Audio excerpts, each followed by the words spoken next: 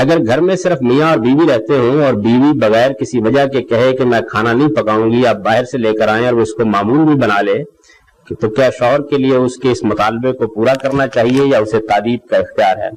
دیکھیے بات یہ ہے کہ یہ جو باہمی میاں بیوی کے معاملات ہیں، ان میں بیوی نے کھانا پکانا ہے یا گھر چلانا ہے، یہ معروف کی چیزیں ہیں، یعنی اس میں شریعت نہیں مداخلت کرتی. ہر سوسائٹی کا اپنا ایک معروف ہوتا ہے اور اس کے تحت لوگ یہ معاملات انجام دیتے ہیں. مثلا ہماری سوسائٹی یا ہمارے معاشرے میں عام طور پر یہ ہوتا ہے کہ مرد باہر کی ذمہ داریوں کو سنبھالتے ہیں، خواتین گھر در کی ذمہ داریاں سنبھال لیتی ہیں. یہ ایک تقسیم کافی چلی آ رہی ہے جو اب موجودہ زمانے میں بہت حد تک مجروح بھی ہو رہی ہے. اس کی وجہ یہ ہے کہ خواتین ملازمت کرنے لگ گئی ہیں، معاشی سرگرمیوں میں جانے لگ گئی ہیں، تو اسی طریقے سے وہ 7-8 گھنٹے کام کر کے آتی ہیں، ایسے ہی مرد کام کر کے آتے ہیں. اس کا نتیجہ یہ نکلتا ہے کہ جو پہلے سے ہمارا ایک سسٹم چل رہا تھا سوسائٹی کا، اس میں بہت کچھ اب تبدیلی تغیر کی ضرورت پڑتی جا رہی ہے.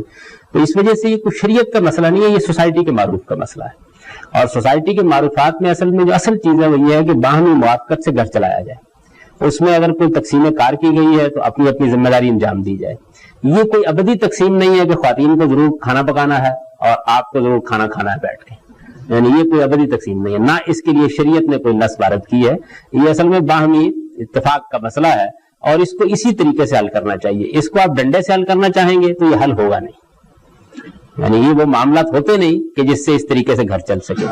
اب اس کے بعد ایک اگلا مرحلہ یہ آ جاتا ہے کہ گھر کے اندر جو نظم نسق قائم کیا ہے، ظاہر ہے کہ اس میں اللہ تعالیٰ نے مرد کو گھر کا ذمہ دار بنایا ہے، یہ سرپرست اور نگران بنایا ہے. اس میں خواتین کو اللہ تعالیٰ نے یہ ہدایت کی ہے کہ فالصالحات قانتات، ان کو یہ چاہیے کہ وہ موافقت پیدا کریں اور اس طریقے سے سرکشی کا رویہ اختیار نہ کریں. اگر کوئی خاتون سرکشی کا رویہ اختیار کر دیے، سرکشی کا مطلب یہ نہیں کہ آپ ایک فضول سی بات کہہ رہے ہیں یا معقول قسم کا کوئی بات کہہ رہے ہیں وہ مان نہیں رہی، مطلب یہ کہ وہ گھر کی اتھارٹی کو ختم کرنے کے لیے تیار ہو جاتی ہے. اس کو عربی میں نشوز کہا جاتا ہے، یعنی اب گویا اس نے گویا گھر کے نظم ہی کو ماننے سے انکار کر دیا. تو اس صورت میں بھی اللہ تعالیٰ نے یہ تحفظ دیا خواتین کو کہ آپ یہ نہیں کر سکتے کہ آپ تادیب کے لیے ڈنڈا اٹھا لیں، آپ کو پہلے سمجھانے بجانے کا عمل کرنا چاہیے. اس میں آپ خاندان کے لوگوں کو شریک کریں، اپنے اہل و عیال میں سے دوسرے لوگوں کو کریں اور اس معاملے کو نصیحت سے سلجھانے کی کوشش کریں. پھر اس کے بعد یہ فرمایا کہ نصیحت بھی کارگر نہیں ہو رہی اور سرکشی اپنی جگہ قائم ہے اور گھر کا نظم و نسق خراب کیا جا رہا ہے، تو اگلے مرحلے میں ان کو تنہا چھوڑ دیں. یہ چیز بھی اگر ان کی اصلاح کا باعث نہیں بنتی تو اس کے بعد پھر آپ ان کے خلاف کوئی تادیبی کارروائی کر سکتے ہیں.